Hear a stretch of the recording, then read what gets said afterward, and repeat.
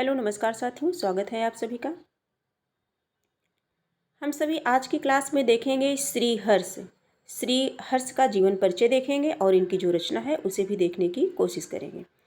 ये क्लास है UP TGT PGT LT grade परीक्षा को ध्यान में रख करके ये चलाई गई है। और UP TGT PGT subject Hindi में जो संस्कृत साहित्य रचना एवं रचनाकार, संस्कृत साहित्य एवं व्याकरण से प्रश्न बनते हैं परीक्षा में, उन सभी के लिए ये क्लास खास करके चलाई गई है।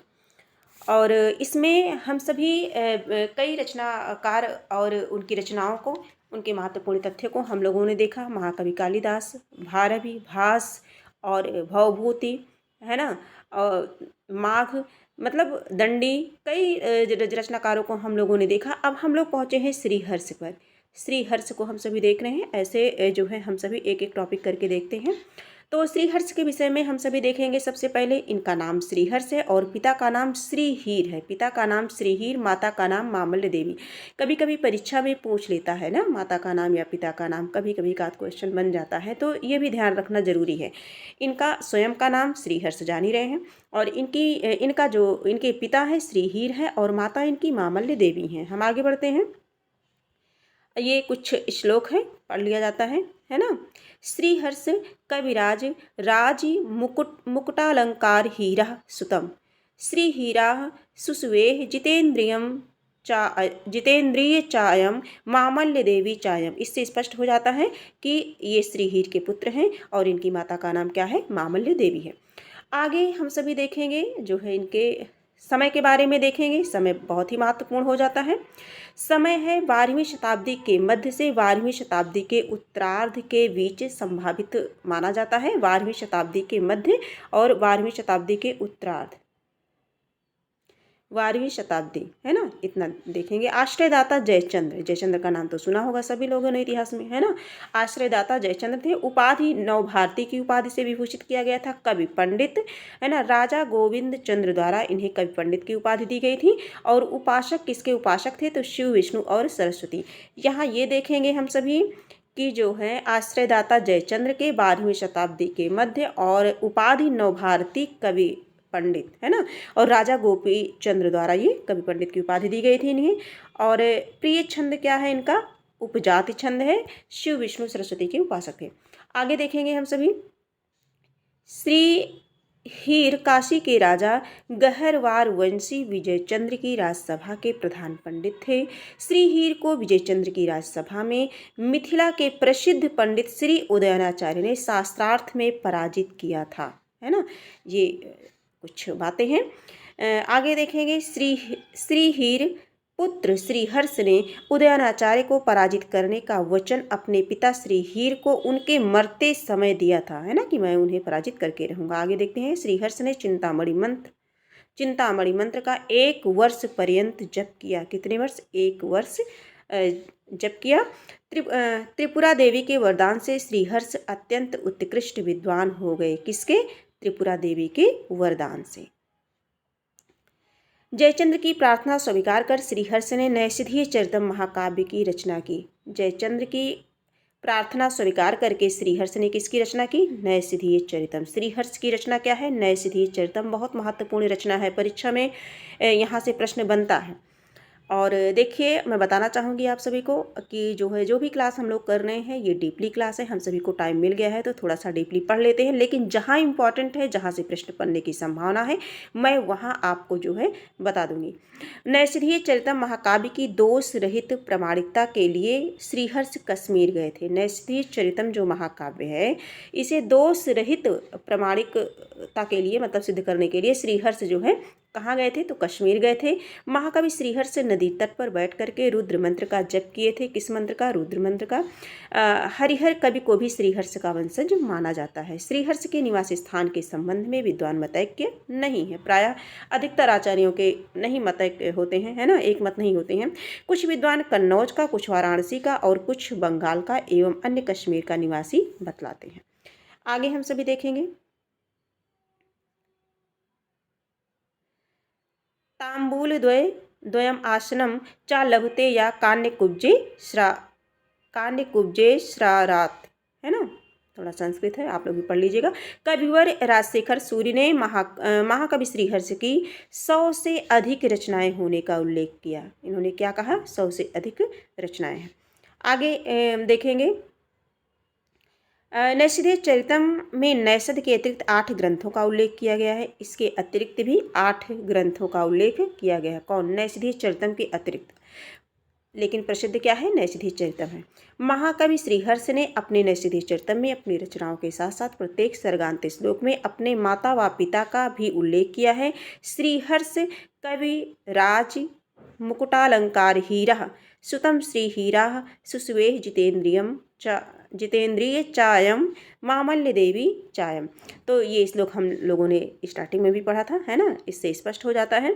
श्रीहर्ष के शताधिक ग्रंथों के नाम का कोई प्रबल प्रमाण उपलब्ध नहीं है।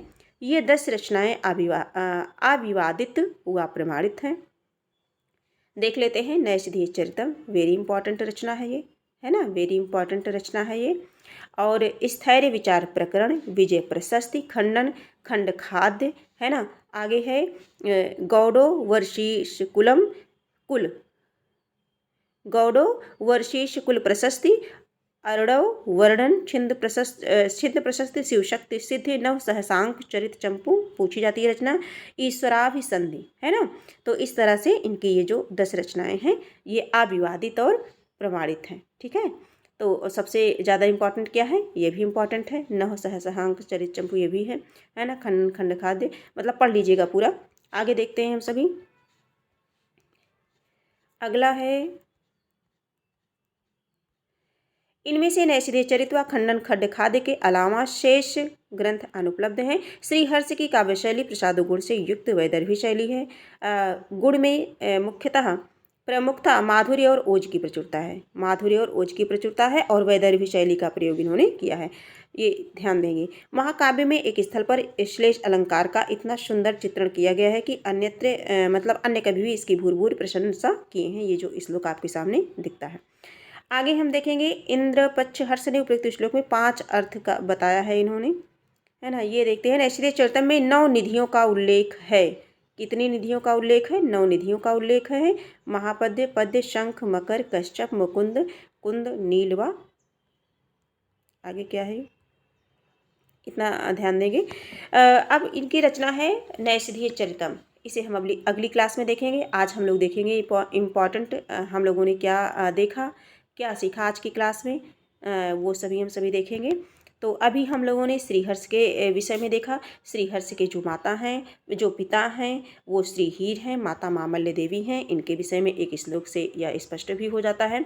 आगे हम सभी ने देखा कि जो है 12वीं शताब्दी के मध्य से है इनका जो समय है, और आश्रयदाता जयचंद्र हैं। उपाधि इनको नवभारती और कवि पंडित, है ना, की उपाधि से विभूषित किया गया है। राजा गोविंद चंद्र द्वारा किया गया है कवि पंडित। शिव विष्णु सरस्वती के उपासक थे। उपजाति प्रिय इनका छंद है। श्रीहीर काशी के राजा गहरवारी विजयचंद्र की राज्यसभा के प्रधान पंडित थे। फिर हम लोगों ने देखा त्रिपुरा देवी के वरदान से श्रीहर्ष अत्यंत उत्कृष्ट विद्वान हो गए, है ना? श्रीहर्ष ने चिंतामणि मंत्र का 1 वर्ष पर्यंत जप किया। आगे जो है जयचंद्र की प्रार्थना स्वीकार कर श्रीहर्ष ने किसकी रचना की? नैषधीय चरितम की रचना की। नैषधीय चरितम महाकाव्य की दोष रहित प्रामाणिकता के लिए कहाँ चले गए थे? तो कश्मीर चले गए थे। महाकवि श्रीहर्ष नदी तट पर बैठ करके किस मंत्र का जप किए थे? तो रुद्र मंत्र का जप किए थे। और फिर हम लोगों ने देखा श्रीहर्ष हरिहर कवि को भी श्रीहर्ष का वंशज माना जाता है। बाकी कुछ जो है कुछ विद्वान कन्नौज का मानते हैं, तो कुछ वाराणसी का, और कुछ जो है इन्हें बंगाल व कश्मीर का निवासी बतलाते हैं। मतलब विद्वानों में मतैक्य नहीं है, अलग अलग मानते हैं। इसी तरह से जो है नैषधीय चरितम में नैषध के 8 ग्रंथों का उल्लेख है, हम लोगों ने ये देखा। और फिर इनकी जो 10 रचनाएं जो अविवादित और प्रमाणिक हैं इन्हें देखा, है ना? नैषधीय चरितम और स्थैर्य विचार प्रकरणम, ये सारी रचनाएं हम लोगों ने देखा। नव सहसांक चरित चंपू, है ना, छिंद प्रशस्ति। आगे जो है हम लोगों ने क्या देखा आज की क्लास में? फिर हम लोगों ने देखा जो है हाँ, नैषधीय चरित में 9 निधियों का उल्लेख किया गया है। ये 9 निधियाँ इस प्रकार से हैं। और इस श्लोक में जो है अलंकार श्लेष अलंकार की जो है का सुंदर प्रयोग किया गया है। जिसकी सभी कवियों ने भूरी भूरी प्रशंसा की है। श्रीहर्ष काव्य शैली प्रसाद गुणों से युक्त वैदर्भी शैली है और इनके जो गुण है प्रमुखता, माधुर्य और ओज की प्रचुरता इनके जो है काव्य में पाई जाती है। नैषधीय चरित्र व खंडन खड्ड खाद्य के अलावा शेष 8 ग्रंथ क्या है, अनुपलब्ध है। तो इतना जानिए कि नैषधीय चरितम रचना श्रीहर्ष की है और इनके विषय में जो भी तथ्य हैं पढ़ने के लिए एक बार पूरा पढ़ लीजिएगा, लेकिन जो इम्पोर्टेंट है उन्हें माइंड में रखिए, उन्हें आप नोट्स उनका बना सकते हैं। इसी तरह से हम सभी जो है पढ़ते हैं और सीखने और सिखाने की प्रक्रिया में मैं कुछ ना कुछ लेकर के प्रतिदिन आप सभी के लिए उपस्थित होती हूँ। और आज की क्लास मैं यहीं कंप्लीट करती हूँ। फिर जो अगली क्लास बनेगी वो इनकी रचना जो है नैषधीय चरितम पर बनेगी। नैषधीय चरितम से संबंधित जो भी महत्वपूर्ण तथ्य हैं, जो भी उक्तियाँ हैं, है ना, और जो भी कथन हैं वो इसमें हम सभी देखेंगे नैषधीय चरितम में, नैषधीय चरितम की जो रचना है। ठीक है, तो आज की क्लास हम यहीं कंप्लीट करते हैं। हम फिर मिलेंगे, तब तक के लिए धन्यवाद।